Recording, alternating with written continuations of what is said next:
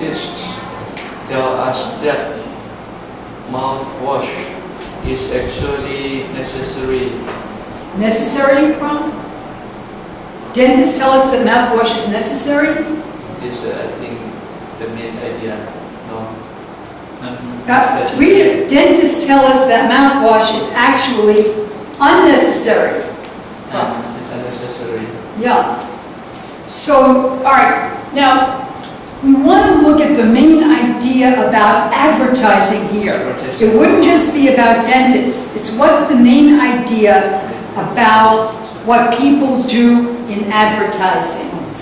I thought advertisers, they use people with essential for anything they need or persuade them people look you with success the more people that confident themselves like that.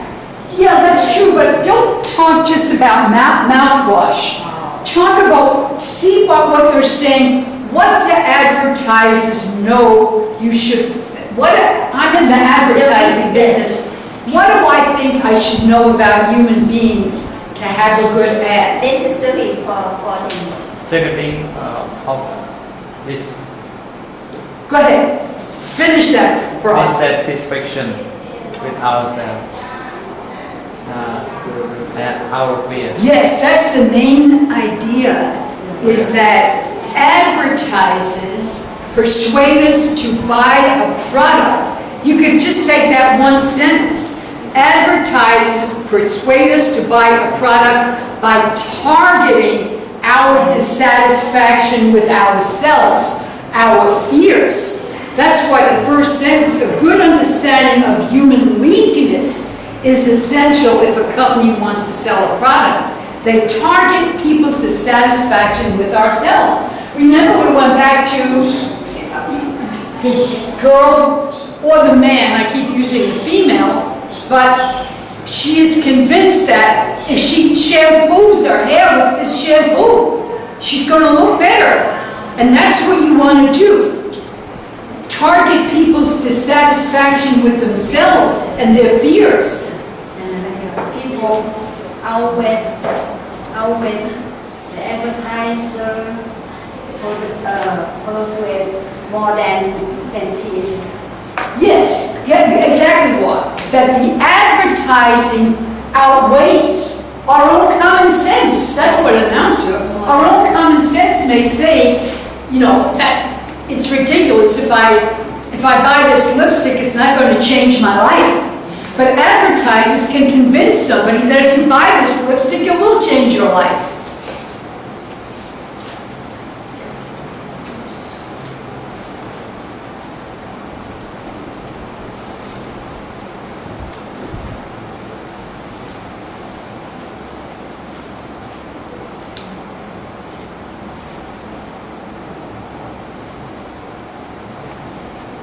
All right, I'll begin the next paragraph. In a similar way, advertisers also take advantage of our need for a good self-image, our desire to appear attractive, successful, and even exciting. Take the example of the Marlboro cowboy. Now, does anyone know, I don't know if you're all too young to know, have seen, or whether because you're in the monastery. The name of the cigarette box. Marlboro, the cigarette Marlboro. And they showed the advertisement for years was the Marlboro cowboy smoking the Marlboro cigarette. Marlboro cigarette is very expensive. Is it? Yes. Are they still around? I didn't know. Before I smoked, in Thailand have to Marlboro. In my country have also. Also, okay. Yeah. All right, let's continue then. For years, this famous image has appeared everywhere, in even the smallest rural villages. Many men see it and think that's the kind of person they would like to be. Strong, handsome, and adventurous. A person with an exciting life. Although it's irrational, that means doesn't make sense, impossible to explain reasonably, they buy the cigarettes because they want to be like the Marlboro man. It's common knowledge that the original model for these advertisements was a man addicted to smoking who died of lung cancer. Isn't it? However, this brand of cigarette remains very popular. Another example is the recent popularity in the United States of SUVs, sports utility vehicles. These vehicles are more expensive than most cars. They use more gas and create more pollution than most cars. They take up more space than most cars. But TV commercials show them climbing Rocky Mountain roads and crossing rivers, which seems exciting to many people. Most people who buy an SUV never get out of the city. They spend their morning commute in gridlock, not driving up and down mountains. Although it may seem irrational, advertisers persuade them that SUV owners are people with an exciting life. This is a really good example of advertising. And isn't that something that for years people have known that that first Marlboro man died of lung cancer, but people kept buying them. Any comment or question? Many questions.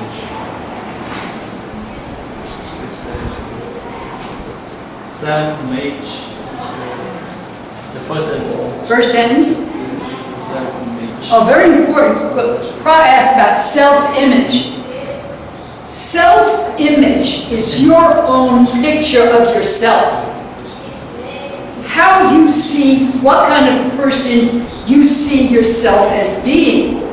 So if a person has a poor self-image, let's suppose they think, oh, nobody would go out with me. I'm not going to be invited to any party. Nobody likes me. I'm ugly, I'm no good, and I'm stupid.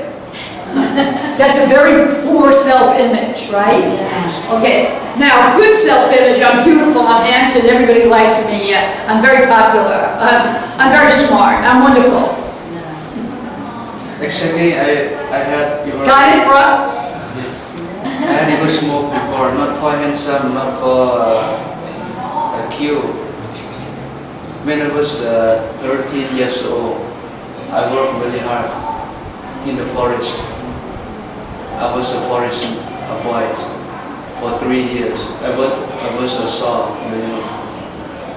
Me and my brother-in-law worked really hard in the forest. 1 month I lived in the forest. 15 days I come back to my village. Sometimes I smoke because of working hard. You know what I mean? No, I really do, Brian. Let me probably though, somebody had to introduce you to smoking. Your brother-in-law or somebody else smoked and then you smoked.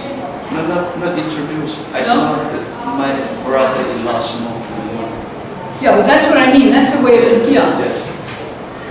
I saw him smoke. I don't know why he smoked, because we work hard on the forest. Sometimes we sitting, have nothing to do. So you have a cigarette. A cigarette. How did you quit, Bro? Huh? How were you able to quit? How to able to quit? Or maybe are you still smoking? Just smoke. You smoke? Before smoke. And I have... Do you still smoke now, Bro? No. Oh. Since 2009, I didn't smoke. When I was boy, I smoked in the forest and worked hard. Until I became a novice in 1998. And then 2004 I started smoke again until 2006. Once I smoked 3 months and stopped, smoked again 3 months and stopped. When I became a monk 2004, I stopped. 2005, 2006 I started smoke again. 2007 I stopped. 2010 I had a bad lung. Ooh. I brought, you know, I had a You had a bad lung? cancer. Lung cancer? I had I'm blood. sorry. 2010 I had really bad lung. What did brought out. Yeah. For 7 days brought. from my lung. I nearly died for 7 days, 12 o'clock night. So how did they find out you had lung cancer examination? How did they find out you had lung cancer? I went to hospital. The doctors checked my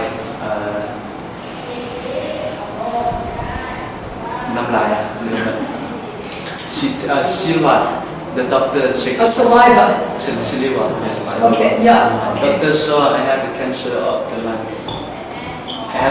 The doctor treated me for 8 months about the lung. Medicine, the red one, medicine for treating my lungs for 8 months. Well, thank God. I'm so glad that you're well now. I'm so glad that you're well now. This was because of cigarette. All right, I see what God's point is. He didn't smoke because of the Marlboro Man. Marlboro, sometimes I try every kind of cigarette in Thailand, in the country. 555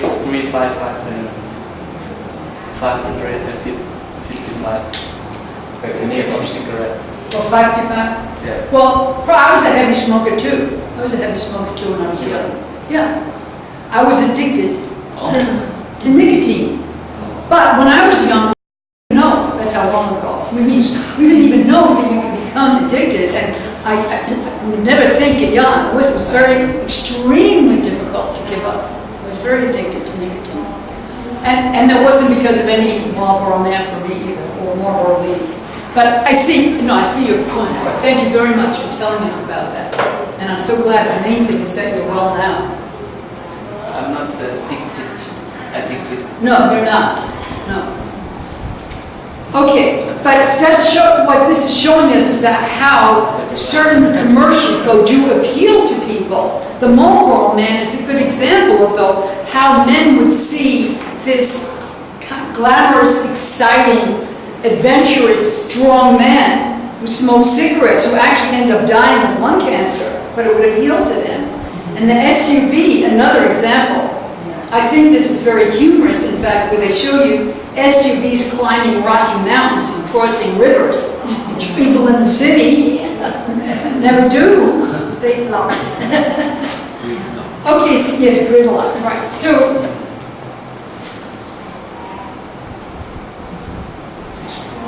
I'd like you to tell me the main idea in this paragraph, and I think there's one sentence that gives you the whole main idea.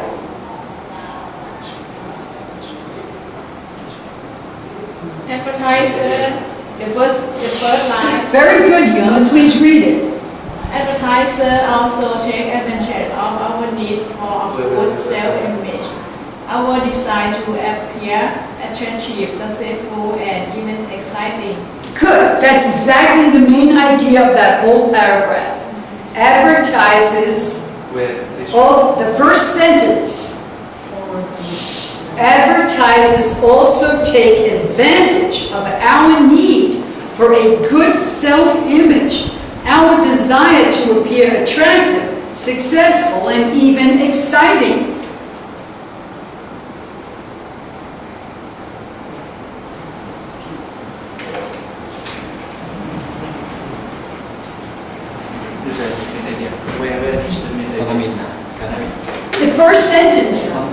The first sentence really has the main idea within the sentence. See, Ron? Yes. Okay. It's already. And people, one of the biggest businesses in the world is advertising. People in advertising make a fortune, and they sit around thinking of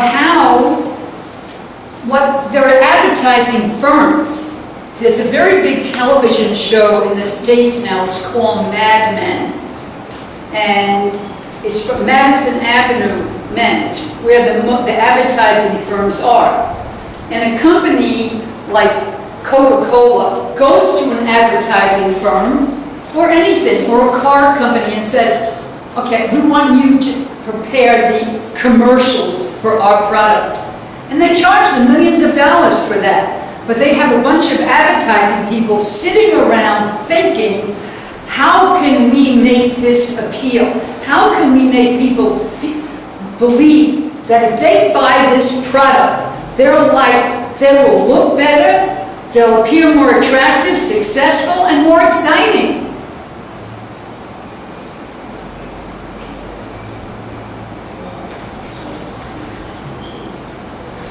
Okay, I don't believe anyone has read this yet. So, Wall, would you read it, please? Paragraph C. C. In a similar way, advertisers also take advantage of our need for a good self-image, our desire to appear attractive, successful, and even exciting. Take the example of the Marlboro cowboy. For years, this famous image has appeared everywhere, in even the smallest rural village. Many men see it and think that the kind of person they would like to be: strong, handsome, and adventurous. A person with an exciting life. Although it's irrational, impossible to explain this reasonably. They buy the cigarettes because they want to be like the Marlboro man. It's common knowledge that the original model of these advertisements was a man addicted to smoking who died of lung cancer. However, this brand of cigarette remains very popular. Another example is the recent popularity in the United States of SUVs, sport utility vehicles. These vehicles are more expensive and most cars. They use more gas and create more pollution than most cars. They take up more space than most cars, but TV commercials show them climbing Rocky Mountain Road and crossing rivers, which seem exciting to many people. Most people who buy an SUV never get out of the city. They spend their morning commute in gridlock, not driving up and down mountains. Although it may seem irrational, advertisers persuade them that SUV owners are people with an exciting life. Sometimes really funny. What? Really funny sometimes. Actually, it is some things are very funny. And in fact, why I'm interested in this. Impossible to explain reason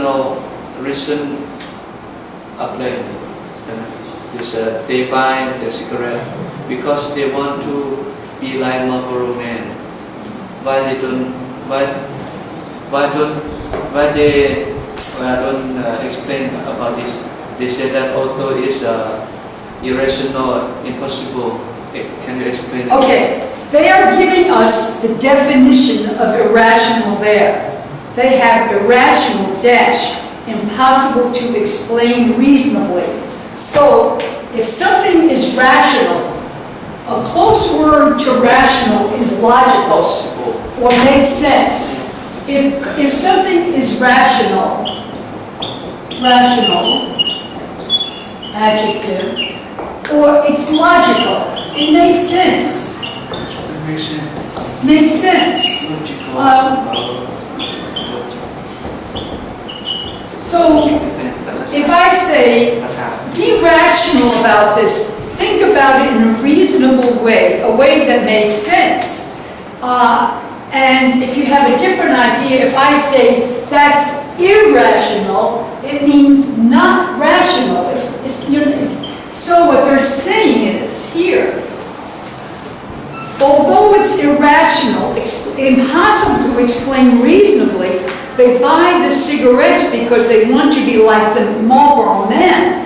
And saying here, that doesn't make sense. But even though it doesn't make sense, because we know that if you smoke this cigarette, you're not going to be like this cowboy on the horse out in the West.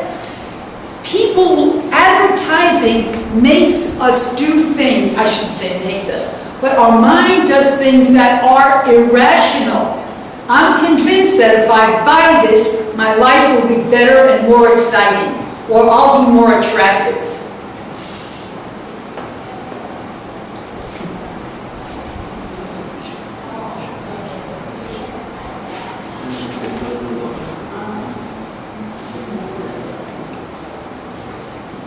Okay, so we have the main idea on this one, which is in the first sentence.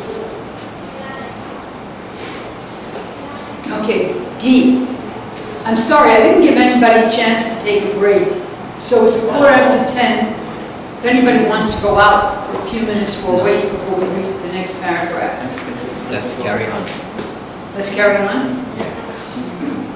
Okay. Sorry, Margaret. Now we read which call? Oh, SUV, sports utilities. This pronunciation. Oh, vehicle. A vehicle is simply any kind of a car. Vehicle. You don't hear the H much. You almost don't hear the H at all. It's vehicle. You don't hear the H. Vehicle. A vehicle is any kind of car or truck, usually a car. This kind of car is from Europe or in America? SUV, I'm not very good on cars. I think, Europe. I think most cars I see in the US seem to be made in Japan. Or I'm thinking Korea. I'm thinking Toyotas are so big in the US. Wow, you drive, don't you? Wow, you drive, don't you? I drive. So SUVs, they're been made in many different countries. I don't see in Thai. You don't see them in Thailand? Yeah. Oh, that's interesting. The United States, very common. There are very expensive, very expensive cars made in Germany. Very expensive cars made in Germany. But most cars I see are made in Japan, South Korea. Because in Thailand we have narrow road and street. So where would you say most cars that people are buying in Thailand, where are most of them made, would you say? Now made in Japan. Made in Japan? Okay, yeah. Yeah, I think most of the cars I see in US, Japanese, some South Korea, but there are a couple of super expensive cars, and they're mostly German. Mercedes-Benz. Yeah. Mercedes-Benz, I think that's German, very expensive. Many years ago I drive Mercedes-Benz. Oh my! Because I have 3 children and my neighbor, I take to school. Yes. Not now. Now I drive a Japanese car, city car. Save gas, and save money too. Okay, yeah. Yeah, it's true. Many people I've seen in my family buy big cars when they have children in the car because of the great fear of accidents, small children. Yeah. When you compare, Margaret, Can you compare between Marlboro cigarette and cars? And cars? Yes. I couldn't compare a cigarette and a car. What they're comparing here are both products were advertised in a way to make people feel that if you buy that product, your life will be more exciting. Exciting. Yeah, you smoke Marlboro cigarettes, you're going to be like the Marlboro man. That's Marlboro strong, handsome guy with exciting life. Cowboy. They live Cowboy, right, exciting life, good looking, strong. in Mexico. What about Mexico? Cowboy, they are Mexican. Cowboy. Oh, Mexican? Mexican.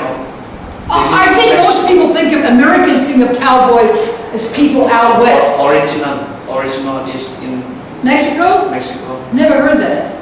I'm sorry, but I never heard that. This Because is we always think of cowboys as people who are from the western part of the United States. You know, like the big movies in the U.S. were cowboys and Indians. Indian. Yeah, Indians, not really Indians from India, but Native Americans. You know, the Indians, bow and arrow, cowboys come with their big hats and their guns.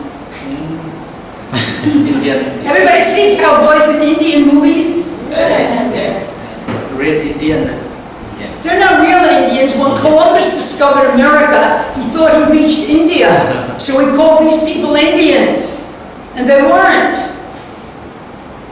Now we call them Native Americans because they were very insulted that we call them Indians. They weren't from India. I understood that cowboys, they live in Mexico City. Maybe they have cowboys in Mexico, but I don't think most... If you look at any old American movie with cowboys, they're from the West, the western part of the United States, not from Mexico. I guess they were Mexican. Yeah, when Mexico, you know, the United States and Mexico have fought in wars, and they all look like